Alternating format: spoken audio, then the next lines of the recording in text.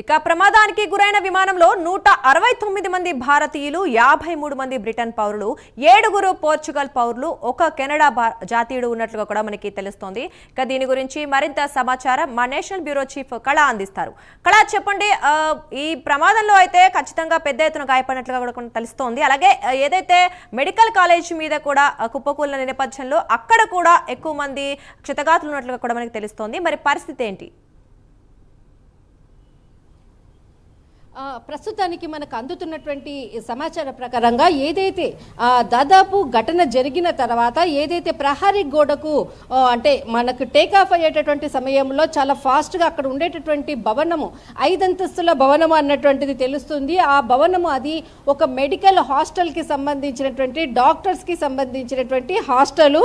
అందులో మనకు 1, 2, 3, 4 ఏదైతే ఫ్లోర్స్ ఉందో ఆ ఫ్లోర్స్కి చాలా భారీగా విమానం ఢీ కొట్టినటువంటి మొత్తం అంతా కూడా విజువలైజేషన్స్ అంతా కూడా మనం చూసాము.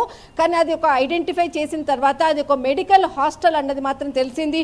అందులో దాదాపు 50 నుంచి 60 మంది డాక్టర్లు ప్రత్యక్షంగా ఆ సమయంలో లోపల ఉన్నట్లు కూడా చాలా క్లియర్ సమాచారంతో ఇది చెప్తున్నాను. అందులో దాదాపు డాక్టర్స్ అందరూ కూడా అంటే ఇంటర్న్షిప్ చేసేటటువంటి డాక్టర్కి సంబంధించినటువంటి వాళ్ళందరూ కూడా దాదాపు 50 నుంచి 60 మంది లోపల ఉన్నారు. అందులో వాళ్ళ పరిస్థితి ఎలా ఉంది అన్నది మాత్రము ఖచ్చితంగా ఇప్పటి వరకు కూడా బయటికి సమాచారం రావట్లేదు. కానీ ఎవరైతే 242 మంది మనకు విమానంకి సంబంధించినటువంటిది, తర్వాత అక్కడ చాలామంది తీవ్రమైనటువంటి గాయాలైనటువంటి వాళ్ళందరినీ కూడా రెస్క్యూ టీం అంతా కూడా ఎప్పటికప్పుడు వాళ్ళని కాపాడే ప్రయత్నం చేస్తుంది. ఒకవైపు అందరినీ కూడా దగ్గరలో ఉన్నటువంటి సివిల్ ఆసుపత్రికి అంబులెన్స్ లేకుండా స్ట్రెచర్స్, ఏ చైర్స్ ఉంటే ఎవరుంటే కూడా అలా వాళ్ళని తీసుకొని వెళ్ళేటటువంటి దృశ్యాలంతా కూడా అక్కడ కనపడుతూ ఉన్నాయి. ప్రస్తుతం మాత్రము కేంద్ర హోంశాఖ మంత్రి అటు ప్రధాని నరేంద్ర మోడీ, ఇటు రామ్మోహన్ నాయుడు కూడా గుజరాత్కి బయలుదేరి వెళ్ళాడు, అహ్మదాబాద్కి బయలుదేరి వెళ్ళారు. అయితే ముఖ్యంగా అక్కడ ఉన్నటువంటి సిచ్యువేషన్ మాత్రము చాలా క్రిటికల్గా ఇప్పుడు ప్రస్తుతం మాత్రం ఉంది.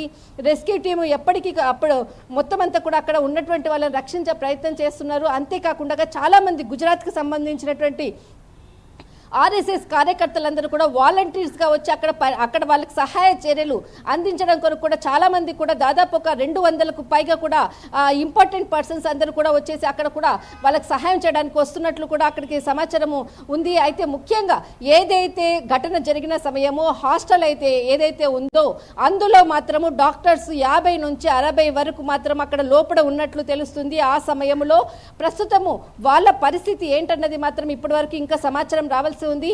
కానీ ఇప్పుడు మాత్రము ఏదైతే అక్కడ మనకు అందుతున్న సమాచార ప్రకారంగా 105 మంది అంటే మృతి చెందినారు. దానికి సంబంధించినటువంటి వార్తలు మాత్రం వస్తున్నాయి. కానీ అది మనకి ఇంకా అధికారికంగా ప్రకటించేంత వరకు కూడా మనము సంఖ్యని చెప్పలేము. కానీ కొంత మ్యాటర్ అక్కడ జరిగినటువంటి ఏదైతే ప్రమాద ఘటన ఉందో చాలా తీవ్రమైనటువంటి ఘటన.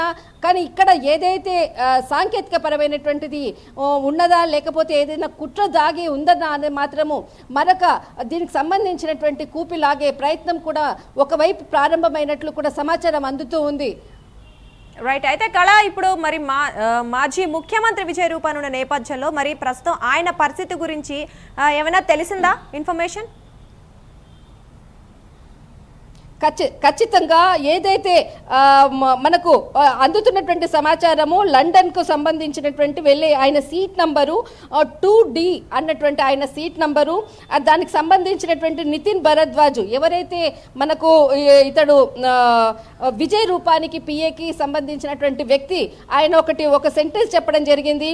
నితిన్ భరద్వాజ్ లండన్ అంటే ఈయన నితిన్ భరద్వాజ్ లండన్లో ఉండే వ్యక్తి, సార్ ఈరోజు రావాల్సినటువంటి వ్యక్తి కానీ అంతలోపలనే ఈ వార్త మేము వింటున్నాము అన్నటువంటి సెంటెన్స్ మాత్రమే ఆయన మెసేజ్ చేయడం జరిగింది. నితిన్ భరద్వాజ్ చేసినటువంటి సమాచారం ప్రకారంగా మేము కూడా కొంత ప్రస్తుతానికి మాత్రము సార్ అంటే విజయ్ రూపాని గారిని ఆసుపత్రిలో చేర్పించడం జరిగింది, పరిస్థితి కొంత అంటే క్లిష్టతరంగా ఉంది అన్నటువంటిది ఆయన మెసేజే మనకి. దాంతో పాటు నేను చెప్తున్నాను, నితిన్ భరద్వాజ్ చేసినటువంటి స్టేట్మెంట్ ప్రకారంగానే నేను ఈ విషయాన్ని చెప్తున్నాను. ముఖ్యంగా విజయ్ రూపాని పరిస్థితి కొంత క్లిష్టంగా ఉంది అన్న అన్నటువంటి మాత్రమే ఇక్కడ నేను చెప్పగలుగుతాను. అయితే ఇప్పటి వరకు కూడా ఎవరైతే క్లాష్ అయినటువంటి వ్యక్తులకు సంబంధించినది టేక్ ఆఫ్ అయినటువంటిది మొత్తం అంతా కూడా విజువలైజేషన్స్ మనం చూస్తూనే ఉన్నాము. కానీ ముఖ్యంగా దీనికి సాంకేతిక లోపమా ఏదైనా కుట్ర పూరితమైనటువంటి చర్యనా అన్నది మాత్రము దీనికి సంబంధించినటువంటి కూడా మొత్తము టీము అంటే దీనికి సమాచారం రాబట్టడం కొరకు కూడా ఒకవైపు పనులు కూడా ప్రారంభమయ్యాయని చెప్పవచ్చు. దీని సమాచారానికి కొరకు కూడా అటు ఇంటరాగేషన్ కూడా మొదలైందని చెప్పవచ్చు. రైట్. అయితే కళ ప్రయాణికులు ఎవరైతే ఉన్నారో ఆ విమాన సమయంలో ఆ ప్రమాదం ఎవరైతే ఉన్నారో ఆ టైంలో వాళ్ళకి సంబంధించిన కుటుంబ సభ్యులు కావచ్చు లేదా ఎవరైనా దీని గురించి స్పందించడం కానీ ఆ ప్రాంతానికి చేరుకోవడం కానీ జరిగిందా? ఖచ్చితంగా దీనికి సంబంధించినటువంటి ఏదైతే విమాన ప్రమాదము అన్నది దాదాపు ఒక అంటే 1:40కి ఏదైతే అయ్యిందో వెంటనే మనకు 2:00 కల్లా కూడా మొత్తం సమాచారం అంతా కూడా స్ప్రెడ్ అయిపోయింది. దానికి సంబంధించిన ఎవరైతే అంటే ఫ్లైట్ వెళ్ళేటటువంటి సెండ్ ఆఫ్ ఇచ్చేటటువంటి కుటుంబ సభ్యులు చాలా మంది కూడా ఎయిర్పోర్ట్కి వచ్చి సెండ్ ఆఫ్ ఇచ్చేటటువంటి వాళ్ళు కూడా చాలా మంది ఉంటారు. వాళ్ళందరూ కూడా ఇంకా వెళ్ళకపోగా అక్కడ ఎయిర్పోర్ట్లో ఉండే సమయంలోనే ఇది అయ్యింది. దానితో చాలా మంది అక్కడే కొంత ఉన్నటువంటి పరిస్థితి అని చెప్పవచ్చు. దాదాపు ఇక్కడ మనకు ఏదైతే టేక్ ఆఫ్ అయినటువంటి సమాచారం తెలుసుకొని కుటుంబ సభ్యులందరూ కూడా అక్కడ రోదనలు మిన్నంటుతున్నాయి. వారికి సంబంధించినటువంటి సమాచారానికి కూడా కొంత హెల్ప్ లైన్ నంబర్స్ని కూడా అనౌన్స్ చేయడం జరిగింది. హెల్ప్ లైన్స్ నంబర్స్ని కూడా మనం స్క్రీన్ మీద చూస్తూ ఉన్నాము. అయితే దీనికి సంబంధించినటువంటి అటు గుజరాత్ ప్రభుత్వం కానీ ఇటు సెంట్రల్కి సంబంధించినటువంటిది కానీ మొత్తం 3 హెల్ప్ లైన్ నంబర్స్ని కూడా అనౌన్స్మెంట్ చేయడం జరిగింది. ఎవరికైనా ఏదైనా సమాచారం కావాలన్నా అంటే ఎవరైతే ప్రయాణికులు ప్రయాణిస్తున్నారో వారికి సంబంధించినటువంటి సమాచారానికి మాత్రము హెల్ప్ లైన్ నంబర్ని చేయడం జరిగింది. అక్కడ ఎవరైతే అంటే చాలా మంది కూడా కుటుంబ సభ్యులు కూడా ఇప్పటికే కూడా ఎయిర్పోర్ట్కు తర్వాత హాస్పిటల్కి ఏదైతే చేరుకోవడం జరిగింది వారి సభ్యుల అంటే వాళ్ళ కుటుంబ సభ్యుల గురించి కూడా ఆరా తీస్తున్నారు. కొంతమంది అక్కడ వాళ్ళని అంటే వాళ్ళకు సంబంధించినటువంటి లేడీస్ అందరూ కూడా రావడము అక్కడ అంటే ప్రొటెక్షన్ కూడా కొంత పెంచినటువంటి పరిస్థితి. అందరూ కూడా అక్కడ పరిస్థితి ఏమవుతుంది అన్నటువంటి కొంత గందరగోళ పరిస్థితి మాత్రం అక్కడ నెలకొని ఉంది.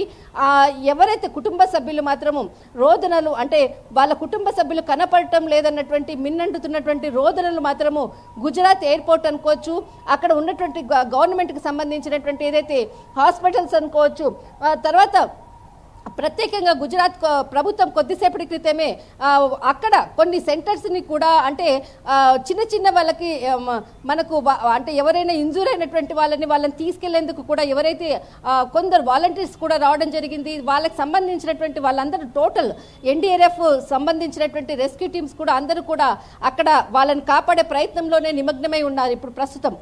రైట్. థ్యాంక్ యూ కళ.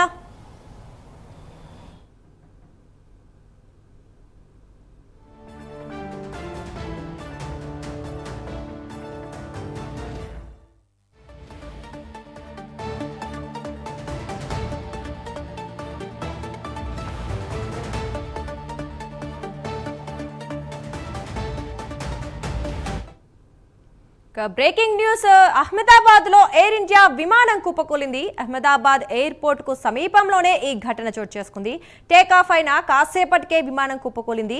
మేఘాని ప్రాంతంలో విమానం కూలగా సంఘటన సమయంలో విమానంలో 242 మంది ప్రయాణికులతో పాటు 12 మంది సిబ్బంది కూడా ఉన్నారు. ఇక ఆ విమానం జనావాసాల మీదనే కుప్పకూలటంతో పెద్ద ఎత్తున ఆ ప్రాంతంలో పొగ మంటలు వ్యాపించాయి. ఇక పట్టపగలే దట్టమైన పొగలు అలుముకోవడంతో ఆ ప్రాంతమంతా ఏమీ కనిపించకుండా పోయింది. దీంతో మృతుల గురించి కానీ క్షతగాతుల సంఖ్య గురించి కానీ సమాచారం ఏమీ తెలియకుండా పోయింది. అయితే ఎమర్జెన్సీ సేవల కోసం అంబులెన్స్ సహాయ సిబ్బంది రంగంలోకి దిగారు. వారు క్షతగాతులను ఆసుపత్రికి తరలిస్తున్నారు. మరోవైపు గుజరాత్ సీఎం భూపేంద్ర పటేల్ కు కేంద్ర హోంమంత్రి అమిత్ షా ఫోన్ చేశారు. తాజా పరిస్థితి గురించి ఆరా తీస్తున్నారు.